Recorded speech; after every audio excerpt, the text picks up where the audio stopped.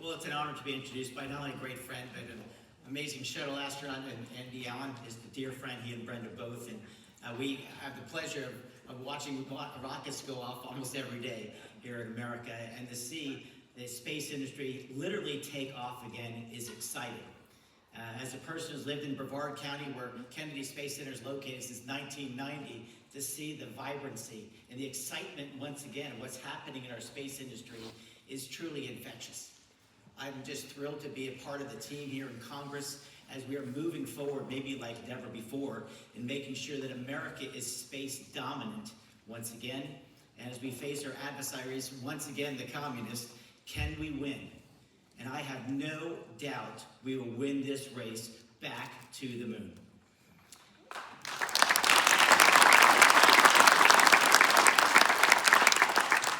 As Jared talked about, it is nice to see the team all working together. And as those who don't know, I'm a United States history teacher by trade, last taught at the University of Florida. And when you ask people about the most memorable time in their life, of course we've mentioned the first marriage, or the idea of your firstborn child. But in all seriousness, that sense of what people remember, John F. Kennedy's assassination. Maybe if you go way back, people who were around during Pearl Harbor, or sadly 9/11 or the Challenger or Columbia accidents. But what positive things do people remember as maybe the most memorable thing in their life? And invariably, when I talk to people who were alive in 1969, they said the landing on the moon changed their life. Maybe it inspired you, or your parents who inspired you to get involved in the space industry. That's an amazing accomplishment. But we've not been to the moon since 1972, and as our administrator says, we need some muscle memory. And he has put a clear path forward so that America could be not only space dominant, but establish that moon presence and ultimately make its way to Mars. And the people in this room are making the dream once again a reality. And I tip my hat to you. We've been through some ups and downs since the Apollo program, of course the loss of the shuttle program, and to see this group of folks come together again and not only lead the United States, but lead the world is truly inspirational. And I am proud to say that in Congress, we are backing up what you all are attempting to do. The first thing that we always need to do is to listen. God gave us 2 ears and 1 mouth. Use those in proportion and you'll be okay. We want to do that same thing. A year ago in the same circumstance, we were hearing about potential 40% cuts in NASA. What might happen with the Artemis project? What might happen with the SLS rocket?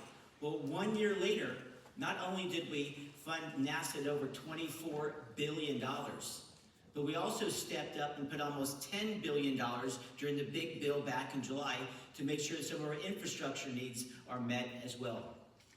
We are absolutely committed to winning the space race, and at the same time making sure that those astronauts, like Andy, are protected 100% to our ability to make sure it's safe to do so. It says a lot about our culture that we put so much emphasis on that aspect of protecting life. And when we land on the moon and make that use, that we actually protect the, quote, environment of the moon as well, and is why it's so important we get to the moon first. And for the first time since 1972, we're gonna make that happen. And it's gonna inspire a whole new generation. And I can tell you where I live right now in Brevard County, there are so many people excited about it, of course, in our world, but the young people as well. We actually have programs now, as you probably know, that students in high school are getting the training that they need. They can become space technicians. And every day they can be inspired because they can look down range and see rockets going off. That's an exciting thing. It's inspiring people to get involved in STEM education and really want to make this their life's ambition. A lot of us who are committed to the idea of public service and being a part of this huge mission, you ask yourself as you get later in life, did I make a difference? Is what I'm doing meaningful? Do I have the respect of my colleagues? Have I done something bigger than myself? Well, every one of you in this room are a part of something bigger than the individual. You're part of a team effort. I think in politics and sports, let alone this rocket launch we're about to see in maybe less than 10 days, people think it's a kind of a one-time event, or they're just going to watch that one event. But like the Final Four players are talking about now for the big dance during the basketball, or the political campaigns that will take place again in November, it's not a one-day event. We recognize the aspects that you all have put into this endeavor. 49 states and so many sub-suppliers, not just the big boys, but every one of these folks who made this happen have made this dream a reality.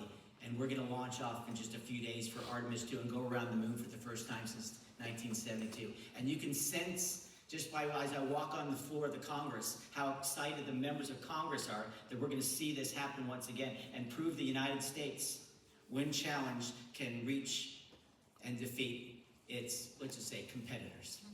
That's an exciting thing. And I want to thank groups such as Aerodyne and Axiom and Amentum and Boeing and Lockheed Martin, L3 Harris, our good friends Ben Brevard, Lanteris, Northrop Grumman, RTX, ULA, just so many companies I can just rattle off who are not only a part of this mission, but creating incredible jobs and opportunities and make it where, at least in my world, we're a part of the Space Coast.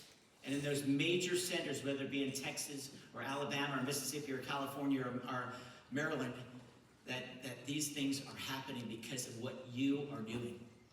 You deserve to be incredibly proud to be part of this mission. And it is, again, it's a true team sport, and I could not be more excited about it. And what we will try to do beyond the funding is to provide you, as I think Jared Isaacson did again today, is we want to provide you with clarity of where we are going with our mission, not some kind of vague idea.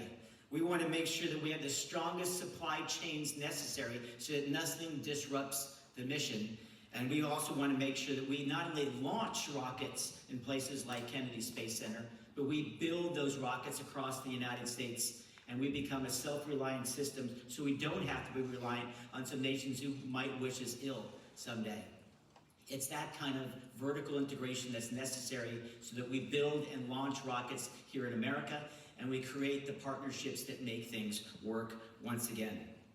So as we learn mission by mission, I'm absolutely confident with your input and your ideas that we can build this mission to have the success we all dream of, and that years from now we can look back and be proud and say, I was a part of the mission.